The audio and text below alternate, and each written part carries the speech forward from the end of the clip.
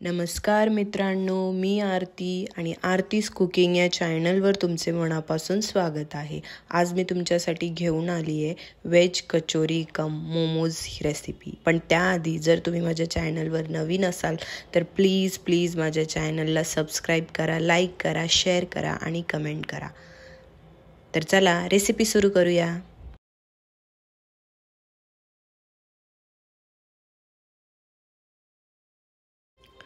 तर इथे तुम्ही पाहू शकता मी खूप साऱ्या भाज्या घेतल्या आहेत। त्यात बटाटा, फ्लॉवर, वाटाणा, शिमला मिरची आणि गाजर। तुमच्या आवडीनुसार तुम्ही भाज्या घेऊ शकता। तर चला आता ह्या स्वच्छ धुवून घेऊयात आणि कुकरमध्ये शिजवून घेऊयात। खूप जास्त पाणी नाही घालायचं आहे। यात मी तुम्ही पाहू शकता अर्धा पेला पाणी घातलंय। आता इथे मी 2 वाटी मैदा घेतलाय।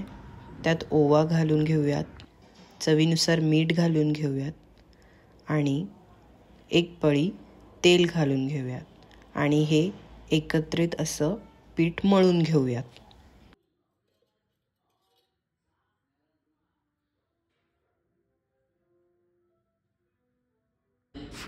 तुम्ही इथे पाहू शकता मी छान असं पीठ मळून घेतलंय। आता आपण स्टफिंगसाठी मसाला तयार करून घेऊयात। त्यासाठी मी इथे कढई गरम करायला ठेवली आहे। कढई तापल्यावर त्यात तेल घालून घेऊयात, थोडीशी मोहरी घालूयात, थोडंसं जिरं घालून घेऊयात,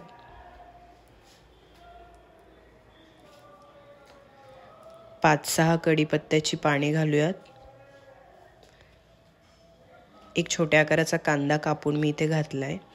तो छान गुलाबी रंगापर्यंत आपण फ्राय करून घेऊयात। आता त्यात आलं, लसूण आणि मिरची मिक्सरवरती मी पेस्ट करून घेतली आहे, ती घालून घेऊयात।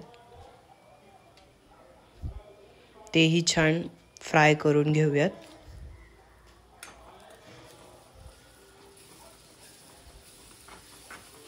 तुम्ही इथे पाहू शकता छान फ्राय झाले। आता त्यात आपण हळद टाकूया, पाव चमचा हळद टाकली आहे, पाव चमचा धनेपूड टाकूयात, तुमच्या आवडीनुसार लाल तिखट घाला, छान एकत्रित करून फ्राय करूयात। आता यात सगळ्या बॉइल्ड भाज्या मी ॲड केल्या, तुम्ही ते पाहू शकता। आता हेही छान एकत्रित करून घेऊयात आणि मॅश करून घेऊयात। 1 चमचा चण्याचं पीठ घातलंय, थोडीशी कोथिंबीर घालूयात, चवीनुसार मीठ घालूयात आणि पाव चमचा साखर घातली आहे।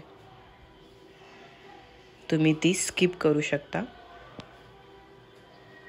हे छान मिश्रण आपण एकत्रित करून घेऊयात। अशा पद्धतीने आपलं फिलिंग तयार झालेलं आहे। आता मी इथे कचोरी बनवायला घेतली आहे, तुम्ही पाहू शकता। तुमच्या आवडीनुसार तुम्ही आकार देऊ शकता।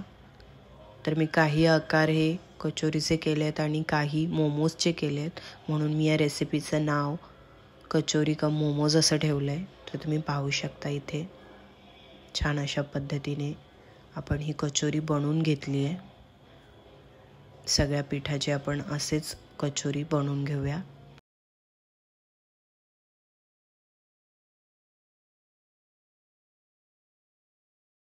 अशा पद्धतीने छान कचोरी बनवून घेतली आहे मी। आता ही छान आपण तेलात खरपूस रंग येईपर्यंत फ्राय करून घेऊयात। त्यासाठी मी इथे कढई तापायला ठेवली आहे, त्यात तेल घातलं आहे, तुम्ही पाहू शकता। आणि आता आपण त्यात आपली कचोरी छान गोल्डन रंग येईपर्यंत तळून घेऊयात। तर तुम्हाला ही माझी रेसिपी कशी वाटली मला नक्की कमेंटमध्ये सांगा आणि जर माझी रेसिपी आवडली असेल तर प्लीज माझ्या चॅनलला सबस्क्राईब करा, लाईक करा, शेअर करा, कमेंट करा। भेटूया पुढच्या रेसिपीत। Bye bye.